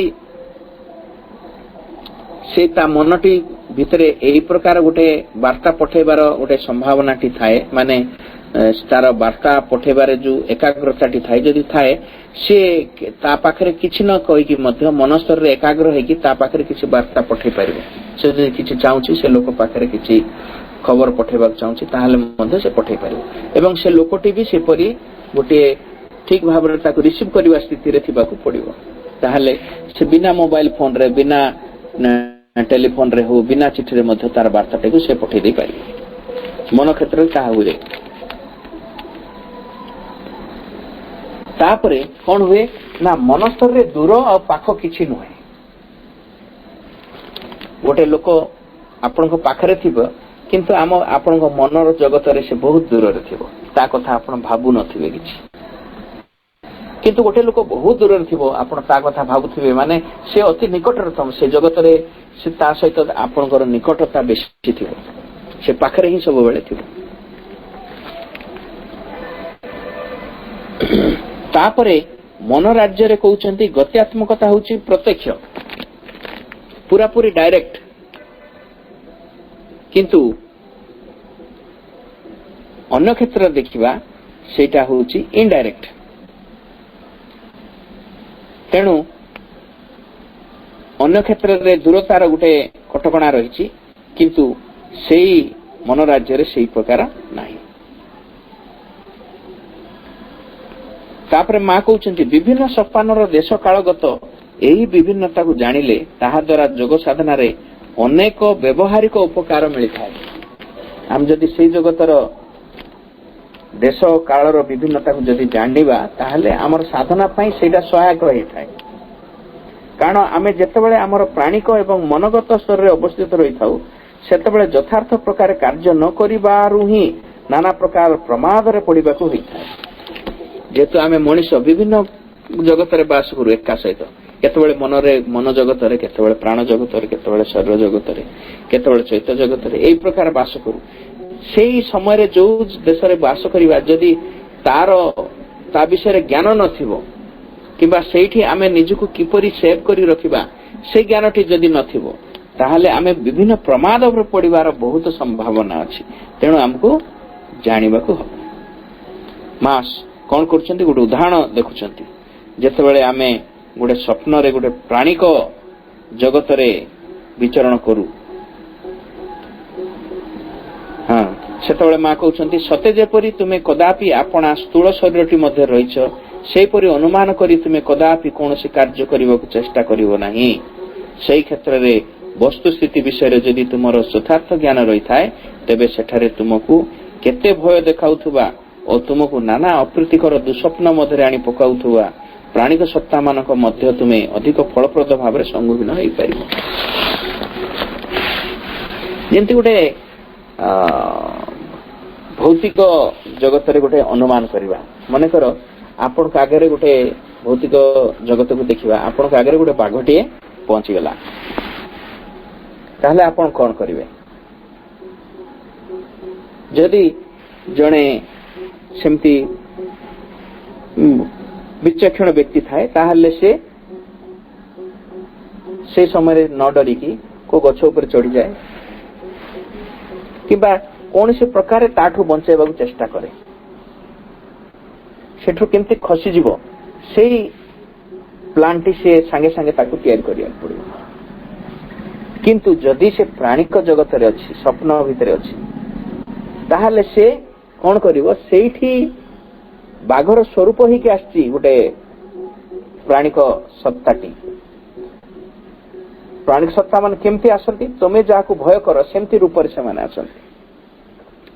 ତେଣୁ ତମେ ଯଦି ସେଇଠି ଭୌତିକ ଭାବରେ ଯେମିତି ବଞ୍ଚିବାକୁ ଚେଷ୍ଟା କରୁଛ, ତାକୁ ଯଦି ଭୌତିକ ଭାବରେ ଯେମିତି ଚେଷ୍ଟା କରାଯାଉଛି ଅନ୍ୟଠୁ ବଞ୍ଚିବା ପାଇଁ, ଯଦି ଆମେ ଠିକ ସେଇ ଭୌତିକ ଭାବରେ ଚେଷ୍ଟା କଲା ପରି ଯଦି ଆମେ ଚେଷ୍ଟା କରିବା ତାହେଲେ ଫେଲ ମାରିଯିବା। ସେଠି ଆମକୁ ଚେଷ୍ଟାଟି ଅନ୍ୟ ରୂପରେ କରିବାକୁ ପଡିବ। ଆଉ କୋଉଠି ଦୌଡ଼ିକି ଚାଳ ବୋଲି ଚେଷ୍ଟା କରିବା ତାହେଲେ ସେ ଆମଠୁ ଅଧିକ ସ୍ପିଡରେ ଆସିକି ସେଇଠି ପହଞ୍ଚିବ। ତେଣୁ ସେଇଠି ତା ସହିତ ଟେକେଲ କରିବାକୁ ହେଲେ ଗୋଟେ ଅଲଗା ପ୍ରକାର ଆମକୁ କଣ କରିବାକୁ ପଡିବ? ପନ୍ଥାଟି ଆପଣେଇବାକୁ ପଡିବ। ସେ ଜଗତରେ ସେମିତି ଆମେ ତା ଉପରେ କଣ କରିପାରିବା ନାହିଁ ନା ତା ଉପରେ ବିଜୟ ହାସଲ କରିପାରିବା ନାହିଁ ସେଇ ପ୍ରକାର ନେଇକି। ତେଣୁ ସେଇଠି କଣ କରାଯିବ? ମା କହୁଛନ୍ତି ସେଇ କ୍ଷେତ୍ରର ବହୁ ସ୍ଥିତି ବିଷୟରେ ଯଦି ତୁମର ଯଥାର୍ଥ ଜ୍ଞାନ ରହିଥାଏ ତେବେ ସେଠାରେ ତୁମର କେତେ ଭୟ ଦେଖାଉଥିବା ଓ ତୁମକୁ ନାନା ଅପ୍ରୀତିକର ଦୁଃସ୍ୱପ୍ନ ମଧ୍ୟରେ ଆଣି ପକାଇ ଦେଉଥିବା ପ୍ରାଣିକ ସତ୍ତା ମାନଙ୍କ ମଧ୍ୟରେ ତୁମେ ଅଧିକ ଫଳପ୍ରଦ ଭାବରେ ସମ୍ମୁଖୀନ ହେଇପାରିବ। ସେ ଜଗତ ଭିତରେ କେମିତି ଯିବାକୁ ହବ ତାହା ଯଦି ଆମର ଜ୍ଞାନ ଥାଏ ତାହେଲେ ତାଙ୍କ ସହିତ ସମ୍ମୁଖୀନ ହେବାଟା ଆମ ପାଇଁ ସହଜ ହୁଏ। ଆମ ମାନଙ୍କର ପ୍ରତ୍ୟେକ ଜୀବନରେ ଘଟେ। ଏଇଟା ମା ଯୋଉ କଥା ଯାକ କହୁଛନ୍ତି କେବଳ ସାଧନା କ୍ଷେତ୍ରରେ ନୁହେଁ, ଆମକୁ ନିତିଦିନିଆ ଜୀବନରେ ଘଟେ। ରାତିରେ ଆମେ କେତେ ଦୁଃସ୍ୱପ୍ନ ଦେଖୁ, ସେ ସ୍ୱପ୍ନକୁ ମଧ୍ୟ ସ୍ୱପ୍ନ ଯାହା ଦେଖୁଛେ ତାହା ମିଥ୍ୟା ବୋଲି ଭାବୁଛେ, କିନ୍ତୁ ଆମେ ଗୋଟେ ସ୍ତରରେ ସେଠି ଯାଇଥାଉ। ଗୋଟେ ପ୍ରାଣିକ ଜଗତ ଭିତରେ ଗଲାବେଳେ ଏ ପ୍ରକାର ଦୁଃସ୍ୱପ୍ନ ହୁଏ ଏବଂ ସେ ଦୁଃସ୍ୱପ୍ନକୁ ବି ବଦଳାଇ ଦେଇ ହବ। ସେଇଟା ମା ଏଇଠି ଉପାୟ କହୁଛନ୍ତି କେମିତି କରିହବ। ପ୍ରଥମେ ସେ ଜଗତ ବିଷୟରେ ଜାଣିବା। ଏହି ପ୍ରାଣିକ ଦେଶ କାଳ କ୍ଷେତ୍ରରେ କ୍ରିୟାଶୀଳତାର ଏହିପରି ଏକ ବିଶେଷ ଲକ୍ଷଣ ରହିଛି ଯେ ଏହି ସତ୍ତା ମାନେ ଇଚ୍ଛା ଅନୁସାରେ ନାନା ପ୍ରକାଣ୍ଡ ଆକାର ଧାରଣ କରିପାରନ୍ତି ଏବଂ ତୁମ ଭିତରେ ଏକ ଭୟର ସ୍ପନ୍ଦନ ସୃଷ୍ଟି କରିପାରନ୍ତି। ଜଣେ ସାଧକଙ୍କର ଅନୁଭୂତି ଅଛି। ସେ ସାଧକ କଣ କରୁଛନ୍ତି ନା ଦେଖୁଛନ୍ତି ନା ଗୋଟେ ବିଶାଳକାୟ ବାଘ ତାଙ୍କ ଆଗରେ ଆସୁଛି ଏବଂ ସେ ତାଙ୍କ ଭିତରେ ଭୟ ଆସୁଛି। କିନ୍ତୁ ମା ଗୋଟେ ଆମେ ସହଜରେ ଭୟକୁ ଦୂର କରିପାରିବା ନାହିଁ, କିନ୍ତୁ ମା ଗୋଟେ ସହଜ ଉପାୟ କହୁଛନ୍ତି। ଯଦି ତମେ ଭୟ କରୁଛ ତାହେଲେ ସାଙ୍ଗେ ସାଙ୍ଗେ ମତେ ଆହ୍ୱାନ କରିପାରିବ, ସେତିକି ତ କରିପାରିବ। ନିଜର ଯଦି ଭୟ କରିବ ନାହିଁ ତାହେଲେ କିଛି ବି ଅଦିବ୍ୟ ଶକ୍ତି ତମକୁ କିଛି କରିପାରିବନି। ଏଇଟା ଠିକ କଥା। ଭୟ ମାଧ୍ୟମରେ ମାଙ୍କର ଶକ୍ତି କାମ କରିବ, କିନ୍ତୁ ନିର୍ଭୟ ମାଧ୍ୟମରେ ମାଙ୍କର ଶକ୍ତି କାମ କରିବ। କିନ୍ତୁ ଯଦି ଭୟ ଆସୁଛି ତଥାପି ଆମେ ମାଙ୍କୁ ଆବାହନ କରିପାରିବା, ମାଙ୍କୁ ଡାକିପାରିବା ବିଶ୍ୱାସର ସହିତ, ଏବଂ ତାଇରୁ ମଧ୍ୟ ଆମକୁ ମା କଣ କରିବେ, ବଞ୍ଚେଇ ଦେଇପାରିବେ। ତେଣୁ ଏଇଠି କଣ କହୁଛନ୍ତି, ଜଣେ ଯେତେବେଳେ ରାତିରେ ସ୍ୱପ୍ନ ଦେଖୁଛନ୍ତି କି ଗୋଟେ ମହାବଳ ବାଘ ତାଙ୍କ ପାଖରେ ଅଛି ଏବଂ ସାଙ୍ଗେ ସାଙ୍ଗେ ସେ ମା ନାମ ଜପ କରୁଛନ୍ତି, ଏବଂ ମା ନାମ ଯେମିତି ଜପ କରୁଛନ୍ତି, ମାଙ୍କୁ ଯେମିତି ଆବାହନ କରୁଛନ୍ତି, ସେ ବାଘଟା ଧୀରେ ଧୀରେ ଧୀରେ ଧୀରେ ଛୋଟ ହେଇଯାଉଛି, ଛୋଟ ହେଇକି ପୁଣି ମାଛି ହେଇକି ଉଡି ଯାଉଛି। ଏମିତି ତାଙ୍କୁ ଗୋଟେ ଦିନ ହେଲା, 2 ଦିନ ହେଲା, 3 ଦିନ ହେଲା, ଚତୁର୍ଥ ଦିନ ଭାବିଲେ ସିଏ, ଓ ଇଏ ଏମିତି ତ ହେଇଯିବ, ଇଏ ଏମିତି ଏକା ଏଇ ବାଘ ରୂପରେ ଆସିଛି, ଧୀରେ ଧୀରେ ଛୋଟ ହେଇକି ମାଛି ହେଇକି ପଳେଇବ। ତେଣୁ ସେ କିଛି କଲେ ନାହିଁ, ମାଙ୍କୁ ଆହ୍ୱାନ କଲେ ନାହିଁ। ସେ କଣ କଲା, ଉପରେ ଝାମ୍ପି ଦେଇକି ତାଙ୍କୁ ରାମ୍ପିକି ପଳେଇଲା। ସେ ସକାଳୁ ଉଠିକି ଯେତେବେଳେ ତାଙ୍କ ଗାଲ ଦେଖୁଛନ୍ତି, ଗାଲରେ ରାମ୍ପୁଡା ଚିହ୍ନ ଅଛି। ତ ଗୋଟେ ଜଗତରେ, ଗୋଟେ ପ୍ରାଣିକ ଜଗତରେ ତାଙ୍କୁ ଆଟାକ୍ ହେଇଛି ଏବଂ ମାଙ୍କର ଶକ୍ତି ତାଙ୍କୁ 3 ଦିନ ହେଲା ରକ୍ଷା କରୁଥିଲା, ସେଇଟା ସେ ଜାଣିପାରୁନଥିଲେ। କିନ୍ତୁ ଯୋଉ ଦିନ ମାଙ୍କର ଶକ୍ତିକୁ ଆହ୍ୱାନ କରାଯାଏ ନାହିଁ, ସେ ନିଶ୍ଚୟ ସେ ପ୍ରାଣିକରେ କିଛି ଆଘାତ ଦେଇଛି, ଯାହାର ସ୍ଥୂଳ ସଂକେତ ତାଙ୍କ ଗାଲ ଉପରେ ଗୋଟେ ରାଞ୍ଚୁଡାର ଚିହ୍ନ ରୂପରେ ଆସିଛି। ତେଣୁ ଆମମାନଙ୍କୁ କଣ କରିବାକୁ ପଡିବ ସେଇଠି ଦେଖିବା। ତେଣୁ ସେଇ ଜାଗାରେ ସେ ଇଚ୍ଛା ଅନୁସାରେ ବଡ ହେଇପାରନ୍ତି, ସାନ ହେଇପାରନ୍ତି। ଏହି ଭୟ ସୃଷ୍ଟି ହିଁ ସର୍ବପ୍ରଧାନ ଅସ୍ତ୍ର ରୂପେ ବ୍ୟବହାର କରି ସେମାନେ ତୁମକୁ ଆକ୍ରମଣ କରନ୍ତି, ତୁମକୁ ଅଧିକାର କରିନିଅନ୍ତି। ମାୟା ଓ ଭ୍ରମ ସୃଷ୍ଟି କରି ଭୟ ଦେଖାଇବାରେ ଯେ ସେମାନଙ୍କର କେତେ କ୍ଷମତା ରହିଛି, ତୁମକୁ ସେଇ କଥାଟି ସବୁବେଳେ ମନେ ରଖିବାକୁ ହବ ଏବଂ ତାପରେ ଆପଣା ମଧ୍ୟରୁ ସକଳ ଭୟକୁ ପରିତ୍ୟାଗ କରିବାକୁ ପଡିବ। ସେମାନେ ଭୟ ଦେଖିକି ଆମ ଭିତରେ ପ୍ରବେଶ କରନ୍ତି, ଆମକୁ ଅଧିକାର କରନ୍ତି। ତେଣୁ এই ଭୟରୁ ହିଁ ଆମକୁ କେମିତି ମୁକ୍ତ ହେବାକୁ ହବ, ସେଇଟା ପ୍ରଥମେ ଆମେ ପ୍ରାକ୍ଟିସ କରିବାକୁ ପଡିବ। ଥରେ ସାହସର ସହିତ ଅବିଚଳିତ ଭାବେ ସେମାନଙ୍କର ସମ୍ମୁଖୀନ ହୋଇପାରିଲେ ଏବଂ ସିଧା ସେମାନଙ୍କର ଆଖିକୁ ଅନାଇ ପାରିଲେ, ସେମାନେ ଆପଣାର କ୍ଷମତାର 3/4 ଅଂଶକୁ ସଙ୍ଗେ ସଙ୍ଗେ ହରାଇ ବସିବେ।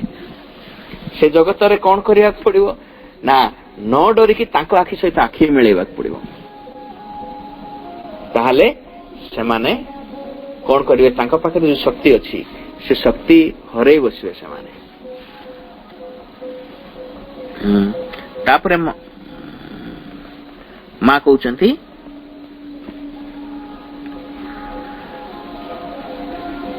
ଏବଂ ତାପରେ ଯଦି ତୁମେ ଆମକୁ ସାହାଯ୍ୟ ଲାଗି ଡାକିପାର, ତେବେ ଅବଶିଷ୍ଟ ଶେଷ ଚଉଠ ବି ଅପସରି ଯାଏ। ତା ଫଳରେ ସେମାନେ ତୁମ ପାଖରୁ ପଳାୟନ କରିଥାନ୍ତି ଅଥବା ବିନଷ୍ଟ ହୋଇଯାଇଥାନ୍ତି। ତାପରେ ଯୋଉ 4 ଭାଗରୁ ଗୋଟେ ଭାଗରେ ରହିଗଲା, ତା ଲାଗି ଯଦି ମାଙ୍କୁ ଡାକିବା, ତାହେଲେ ସେମାନେ କଣ କରନ୍ତି, ସେଇଠୁ ଚାଲିଯିବେ କିମ୍ବା ନଷ୍ଟ ହେଇଯିବେ। ମୋର ଜଣେ ବନ୍ଧୁ ଥିଲେ, ଯିଏକି ତାଙ୍କର ପ୍ରାଣିକ ଶରୀରରୁ ବାହାରି ଯାଇପାରୁଥିଲେ। ସେ ଥରେ ଅଭିଯୋଗ କରି କହିଲେ ଯେ ରାତିରେ ସବୁବେଳେ ଗୋଟେ ପ୍ରକାର ବାଘ ଆସି ତାଙ୍କ ଆଗରେ ହାବୁଡି ଯାଉଥିଲା, ତ ଦ୍ୱାରା ରାତି ଯାକ ସେ ଭାରି ଡହଳ ବିକଳ ହୋଇ କଟାଉଥିଲେ। ମୁଁ ତାଙ୍କୁ କହିଲି, ଆପଣ ନିଜ ମନରୁ ସବୁ ଭୟ ଦୂର କରିଦିଅନ୍ତୁ ଏବଂ ବାଘ ଆସିବା ମାତ୍ରେ ଆପଣ ତା ପାଖରେ ସିଧା ଅଗ୍ରସର ହୋଇ ଯାଆନ୍ତୁ ଓ ତା ମୁହଁକୁ ସିଧା କଟମଟ କରି ଅନାଇ ରୁହନ୍ତୁ। ଅବଶ୍ୟ ଆବଶ୍ୟକ ମନେ କଲେ ସାହାଯ୍ୟ ଲାଗି ପ୍ରାର୍ଥନା କରନ୍ତୁ। ମୁଁ ଯାହା କହିଥିଲି ସେ ଠିକ ସେଇଆ କଲେ ଏବଂ ବାଘଟି ସଙ୍ଗେ ସଙ୍ଗେ ଗୋଟେ ଛାର ବିଲେଇରେ ପରିଣତ ହେଇଗଲା। ମା ତାଙ୍କ ସାଙ୍ଗ କଥା କହୁଛନ୍ତି, ସାଧକ ପ୍ରାର୍ଥନା କଲା ବେଳେ ସେ ମାଛି ପରି ଗୋଟେ ସାନ ହେଇକି ଉଡିକି ପଳଉଥିଲା, ଠିକ ସେମିତି ମା ତାଙ୍କର ସାଧକଙ୍କୁ ଇଏ କରୁଛନ୍ତି ଯେ କି ମାଙ୍କର ଗୋଟେ ନିର୍ଦ୍ଦେଶକୁ ସେ ପାଳନ କଲେ ଏବଂ ଗୋଟେ ଛାର ବିଲେଇ ହେଇକି ପଳେଇଲା ସେ ବାଘଟି। ଗୋଟେ ପ୍ରାଣିକ ସତ୍ତାର ଆଖି ଭିତରେ ନିର୍ଭୟ ହୋଇ ଅନାଇ ପାରିଲେ ତାହା ଠିକ ମ୍ୟାଜିକ ପରି ଯେ ଫଳ ଫଳିଥାଏ, ସେ ବିଷୟରେ ତୁମ ମାନଙ୍କର ପ୍ରକୃତରେ ଆଦୌ କୌଣସି ଧାରଣା ନାହିଁ।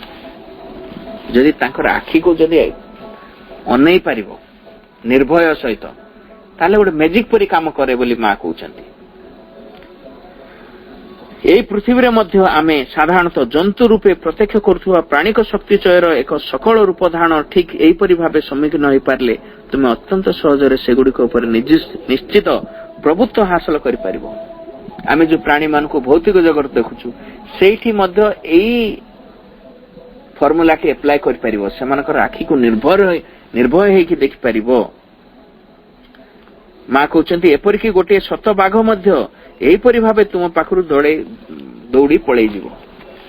ଯଦି ନିର୍ଭୟ ହେଇକି ତାକୁ ଅନେଇ ପାରିବ, ତାହେଲେ ସତର ବାଘ ମଧ୍ୟ ଦୌଡ଼ିକି ପଳେଇବ।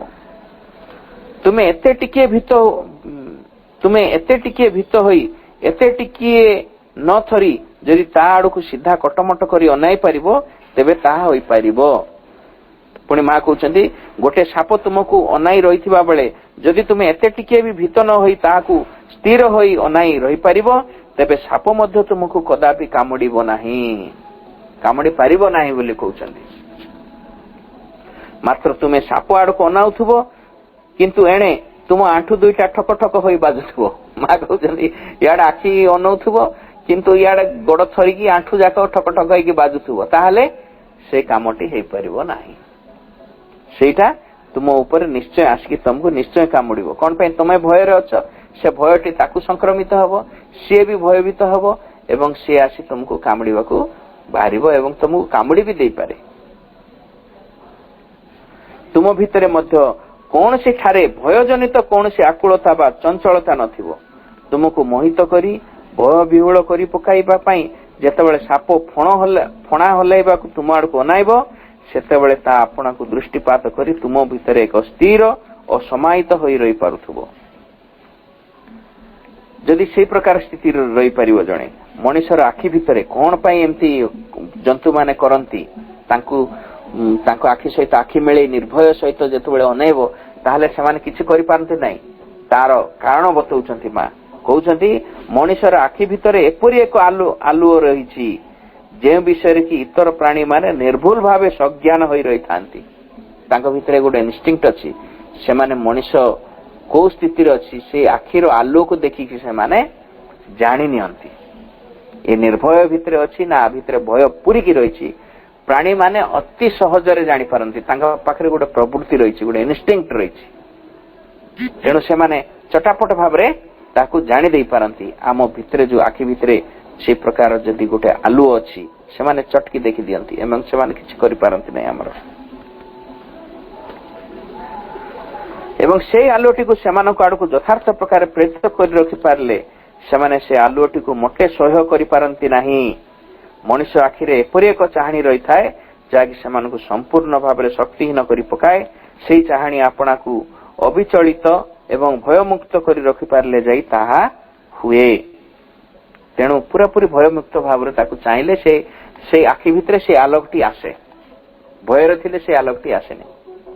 ତେଣୁ ମୋଟ କଥା ହଉଛି ତୁମେ ଦୁଇଟି କଥା ସବୁବେଳେ ମନେ ରଖିଥିବ, ତୁମେ କେବେ ହେଲେ ବି ଏତେ ଟିକେ ଭୟ କରିବ ନାହିଁ ଏବଂ ଆପଣାର ବଳ ଯେତିକି ଶତବଳ ହୋଇପାରିବ ସେଥିଲାଗି ପ୍ରତ୍ୟେକ ପରିସ୍ଥିତିରେ ଯଥାର୍ଥ ସହାୟଟିର ଆବାହନ କରିପାରୁଥିବ। ଯଦି ସେ ସମୟରେ ଜଣେ ଆବାହନ କରି ଡାକିବ, ମାଙ୍କୁ ଡାକିବ, ମା ଯେତେବେଳେ ମା ଜପ କରିବ ତାହେଲେ ମଧ୍ୟ ତା ଭିତରେ ସାହସ ପଳେଇ ଆସିବ, ନିର୍ଭୟତା ମଧ୍ୟ ଚାଲି ଆସିବ। ଯଦି ଭୟ ବି ଅଛି ସେ ସମୟରେ ମାଙ୍କୁ ଯଦି ଆମେ ଆବାହନ କରିବା, ମା ମା ମା ମା ମା ମା ବୋଲିକି ଡାକିବା ତାହେଲେ ଅଟୋମେଟିକ କଣ ହବ, ଆମ ଭିତରେ ଗୋଟେ ନିର୍ଭୟତାର ସଞ୍ଚାର ହବ। ଆମେ ଭୟରୁ ଥରୁଥିବା, ତାପରେ ଆମ ଭିତରେ ଶତସିଂହର ବଳ ଆମେ ଅନୁଭବ କରିବା, ଆମେ କାହାକୁ ମଧ୍ୟ ଡରିବା ନାହିଁ। କାହାକୁ ଯଦି ଡରିବା ନାହିଁ ତାହେଲେ ସେ କିଛି କରିପାରିବ ନାହିଁ। ତେଣୁ ଆଜି ବି ସମୟ ହେଇଗଲାଣି ଏବଂ ବିଷୟବସ୍ତୁ ବି ଆଜି ଏତିକିରେ ସରିଲା। ତେଣୁ ଆମମାନେ ଏତିକି ରଖିବା। ବନ୍ଦେ ମାତରମ୍। ଧନ୍ୟବାଦ ଭାଇ, ବହୁତ ସୁନ୍ଦର ଭାବରେ ମାଙ୍କର କଥା ଯୋଉଟା କି ଜୀବନ ଚଳନୀରେ ଆମର ଦୈନନ୍ଦିନ ଜୀବନ ଯାପନ ଶୈଳୀରେ ମଧ୍ୟ ଏହା କାମରେ ଆସିବ। ଯୋଉମାନେ ନିଷ୍ଠାପର ଭାବରେ ଭଗବାନଙ୍କୁ ଡାକନ୍ତି, ମା କହିଲେ ଗୋଟେ ବାଣୀ, ଯୋଉମାନେ ନିଷ୍ଠାପର ଭାବରେ ଭଗବାନଙ୍କୁ ଡାକନ୍ତି ତାଙ୍କ ପାଖରେ କୌଣସି ବି କାର୍ଯ୍ୟ ଅସମ୍ଭବ ନାହିଁ। ତେଣୁ ସବୁ କାର୍ଯ୍ୟ ତାଙ୍କ ପାଖରେ ସମ୍ଭବ ହେଇପାରିବ। କୌଣସି ଶତ୍ରୁ ଶକ୍ତି ତାର କିଛି ବି କରିପାରିବ ନାହିଁ ବା କୌଣସି ବି ଅଦିବ୍ୟ ଶକ୍ତି ତା ପାଖରେ ପ୍ରବେଶ କରିପାରନ୍ତି ନାହିଁ। ତେଣୁ ଭଗବାନଙ୍କ ଉପରେ ଆମେ ନିର୍ଭର କରି ରହିବା, ମାଙ୍କ ଉପରେ ନିର୍ଭର କରି ରହିବା, ତାହେଲେ ଏହା ନିଶ୍ଚୟ ଆମକୁ କୌଣସି ଅଦିବ୍ୟତାର କ୍ରୀଡ଼ନକରୁ ଆମେ ମୁକ୍ତି ପାଇଯିବା ଏବଂ ମାଙ୍କ ପ୍ରତି ଉନ୍ମିଳିତ ହେଇ ସବୁବେଳେ ରହିବା ଏବଂ ଭଗବତ ଚେତନାରେ ବାସ କରିବା ଏବଂ ଜୀବନକୁ ମଧୁମୟ କରି ଗଢିବା ସାଙ୍ଗକୁ ଭଗବତମୟ ହେଇଯିବା ଏବଂ ଭଗବାନ ମୁଖୀ ହବା ଏବଂ ନିଜକୁ ଭଗବାନ କରିବା।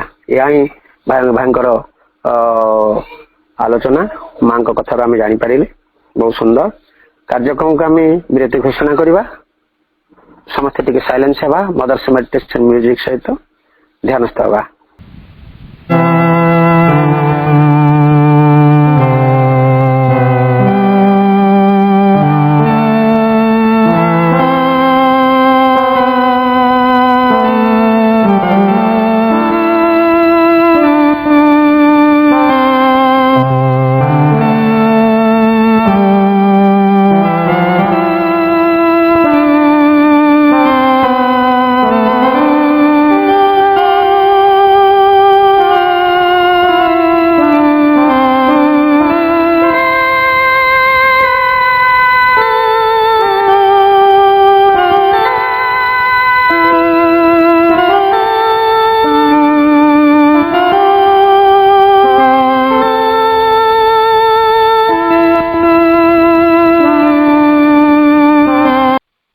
आज कार्यक्रम उपस्थित थिबा समस्त भाई बापा मान को वंदे मातरम तथा प्रणाम जनाई माँ और प्रभु चरण रे पुणी अनंत कोटि प्रणाम जनाई भाई को धन्यवाद ज्ञापन करी कार्यक्रम को आम एठी विरति घोषणा कले।